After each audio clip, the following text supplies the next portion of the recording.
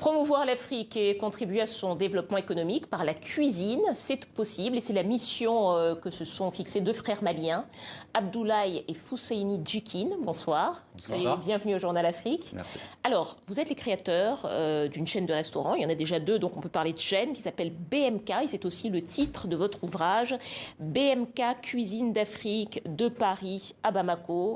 Gros ouvrage de recettes, je peux le soulever quand même, malgré tout. Voilà. Ça reprend le nom de votre restaurant. C'était quoi le projet? Racontez-nous un petit peu, Fousseini. Le projet, c'est, comme vous l'avez dit, c'était de contribuer au développement économique des pays africains par la promotion de la cuisine. On avait deux volontés. D'une part, du coup, cette contribution au développement économique. Et puis, on était aussi passionnés de cuisine. On a toujours été un peu dans les pattes de notre maman, entre guillemets, lorsqu'elle cuisinait quand on était petit. Et du coup, on a essayé de faire le lien entre ces deux passions. D'où la création de notre premier restaurant, puis deuxième, et puis voilà, il y a quelques projets qu'on a derrière. Oui, alors vous avez parlé de votre maman, effectivement, dans ce livre, on voit beaucoup de photos, parce que ce livre, c'est pas simplement un livre de recettes, c'est un livre où on retrouve des conseils sur les produits, des fiches, des conseils nutrition également. Comment est-ce que vous l'avez concocté, ce livre ? Alors, effectivement, on voulait aller plus loin qu'une simple compilation de recettes. On voulait raconter notre histoire, celle de notre famille et partager avec tous les lecteurs toutes les richesses du continent africain. Donc effectivement, il y a une cinquantaine de recettes. On a également des fiches qui présentent différents produits tels que le gombo, on parle de l'igname, de différents produits. On a également élaboré des recettes avec des chefs partenaires, enfin des amis en fait qui ont accepté de partager des recettes dans le cadre de ce livre. Donc voilà, l'idée c'était pas simplement de faire que des recettes, mais vraiment de montrer tout ce que l'Afrique a comme richesse d'un point de vue culinaire, mais pas seulement. Alors, vous faites une part belle aussi à la modernité dans ce livre, parce que bon. Évidemment, on retrouve le traditionnel mafé, par exemple, qui est bien sûr dans cet ouvrage, mais on retrouve aussi un mafé végétarien. Vous faites aussi des plats véganes pour ceux qui ne mangent pas de viande. Finalement, ce livre, en fait, vous vous adressez à tout le monde, à des Africains qui souhaitent peut-être découvrir simplement les recettes ou qui souhaitent redécouvrir leur patrimoine. À qui s'adresse ce livre ? Il s'adresse à tout le monde, exactement, parce que c'est aussi la perception qu'on a toujours eue que la cuisine africaine, malgré certains clichés, c'est une cuisine qui peut s'adresser à tout le monde, qui parle à tout le monde.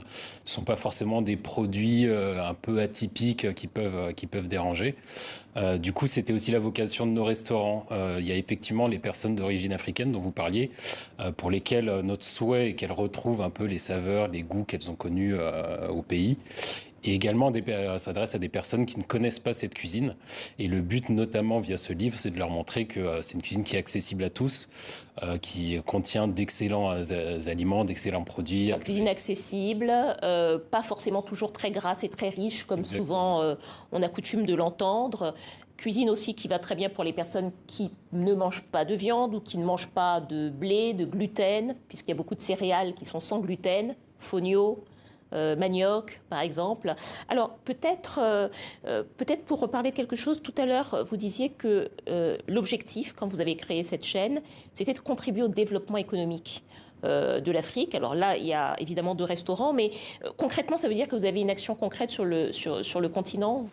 Il y a une traçabilité, en quelque sorte, de la plante à l'assiette, c'est ça? Alors, c'est le but, exactement. Alors, on a travaillé avec de la famille au Mali pour commencer, parce qu'il y a énormément de plantes, de champs qui étaient à disposition et qui étaient inutilisés dans le village natal de notre papa, à Gabou, près de Caille. Alors on en voit quelques-uns là. Voilà, exactement. Et du coup, ce sont des plantations qu'on a lancées en collaboration avec des agriculteurs sur place, parce que ce sont des métiers qui sont un peu comme en France, qui sont un peu délaissés, alors qu'il y a effectivement une richesse en termes de produits qu'on peut cultiver sur place.